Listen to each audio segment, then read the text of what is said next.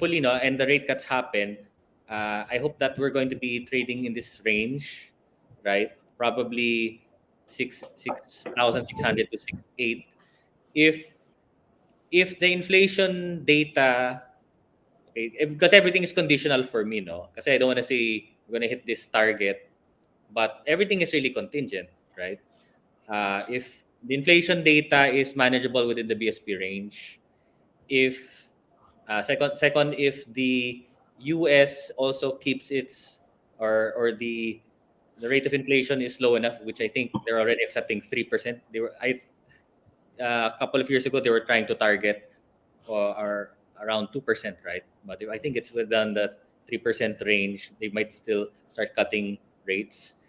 And of course, if the data that we have been seeing is at least in line, we could probably challenge back to 7,000. So this is contingent on so many things.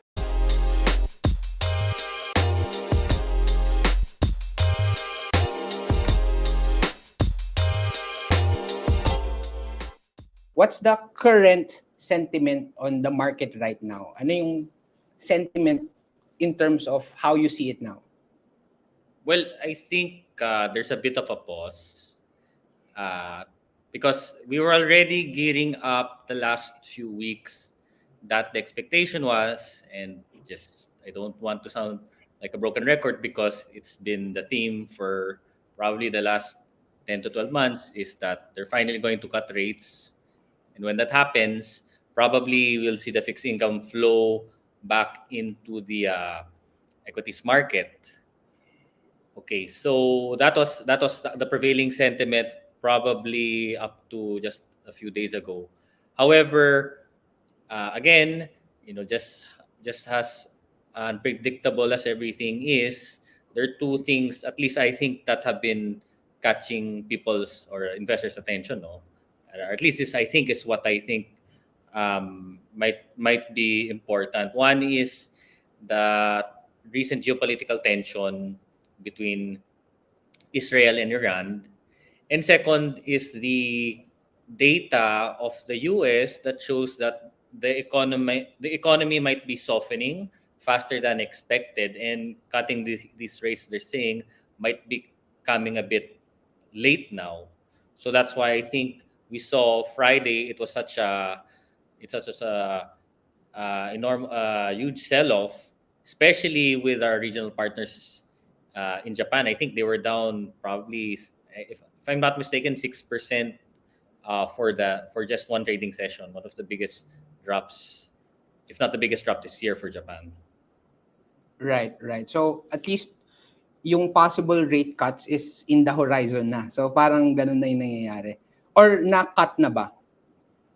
Actually, I think so. Everyone is assuming there's a rate cut. In fact, because the U.S. economy they are fearing might be weakening faster than expected, they think they have to now it's more or less the probability has actually increased now, right? Because again, to boost an economy, you have to make the borrowing environment more conducive for businesses that want to expand. So now that they saw this, and just for the viewers, this specific data actually was several few data no that they saw. One was the ISM manufacturing data. I think it was 2 points lower. I think it's around 46.8 when they expected it to be around 48 and a half. So that one was a drag. Second was the what is related to employment. It was the unemployment benefits and the claims, jobless claims. No, so that one was actually higher than expected, and I think they were saying that it was one of the highest they've seen in probably almost a year. So that's why they're worried. But I think tonight and hopefully, no, there might be some recovery because they're going to release the jobs reports, and hopefully it's higher. I hope it's higher, or at the very least, within the expectations. I think they're projecting a net gain of 175,000. So I hope that offsets whatever negative sentiment or fears they were seeing last night. Right. As a stock market person, like people who are watching, let's say, nagkaroon na ng cut sa rates, how will it affect yung mga stocks? Like, at least on a stock standpoint. Well, okay. So if rates are going to be cut, what is the effect? No, the BSP will set. Let's say the BSP sets a lower policy rate, then that will also trickle in with the banks. So if they are going to be, if the BSP will set lower rates for their policy rate, the banks will follow. So perhaps when they lend, they will also be um, they will also be doing so, giving out loans at lower rates. So it's good for a business, right? Also, that's the other thing. I'm also reconsidering. Maybe it's not necessarily the economy is weak in terms of the manufacturing data, because they're also assuming that the Fed will cut rates in September. So perhaps, and this could be just to offset those fears. Those who think that the rate cuts are almost imminent, especially if you're a business, you're going to hold off from borrowing because you can get it.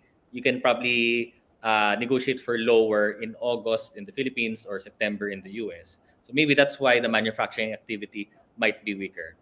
So it could be a lot of things, right? But I Right. hope Yeah. that might be the case. Yeah, especially kung may mga news na pwedeng bumaba yung interest. So, i-hold mo na lang. Especially Correct. kung hindi naman ganun ka-urgent yung investments. Since nasa second half na tayo ng taon pala, ano yung tingin mo yung magiging like the range of our market as you have studied it? Yeah. Well, again, if you asked me last week, I would be a bit more bullish, but now I'm just holding back because we are seeing some signs of weakness. Thankfully, not in the Philippines, but again, it's our regional peers, no, who are exhibiting this weakness. Uh, I think with 5 months to go, uh, hopefully, no, and the rate cuts happen. I hope that we're going to be trading in this range, right? Probably 6,600 to 6,800. If the inflation data, okay, because everything is conditional for me, no, because I don't want to say we're going to hit this target, but everything is really contingent, right? If the inflation data is manageable within the BSP range, if second, if the US also keeps its, or the rate of inflation is low enough, which I think they're already accepting 3%.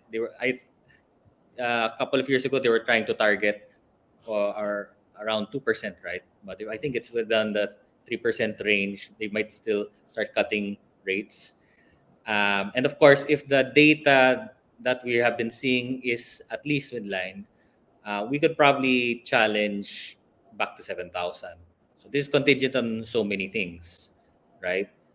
But again, as we have seen, we're retracting back to 6,600 because again, the data is weak, and this unknown factor, which is the geopolitical tension in Israel and Iran, which is very hard to quantify on how much it will uh, cause a shockwave, no, to the global economy, no.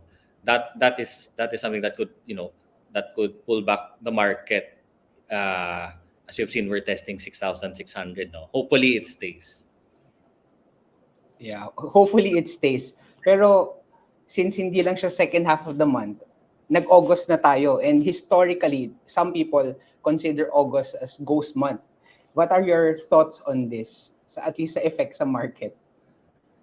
Well, I did look at the data before, and just I don't know if it was a large enough sample size, but I think during around 10 to 12 year span, with regions in the Philippines and the U.S. and other markets in the West, I think it's accurate, or probably you're going to see that the ghost month, around 60% of the time the market finishes lower, and after that it's more or less, I think it's around 70 to 80% during the Burr months that it's going to recover. So if you just go statistically, most likely it's going to finish lower. But again, it's not always the case.